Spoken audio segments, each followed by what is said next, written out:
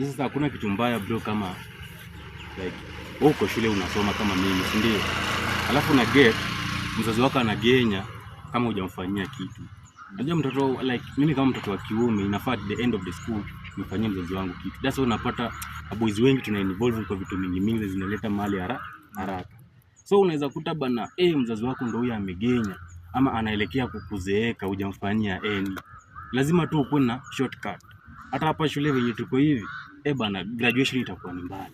So naona madhe amezeeka. Lazima tu nifanye kitu. So uko na shortcut. Shortcut lazima nikuwe nayo bro. Mzazi wangu hawezi genya bana, alafu kama sijafanya. Unajua inauma sana, sasa atajivunia nini kutokuwa na job? So tuseme huko 50-50 life ya. Mimi niko 50-50 na life ya Kenya. So inafaa upate shortcut. Lazima tu niko na shortcut. So hii message ni ma youth ama nani?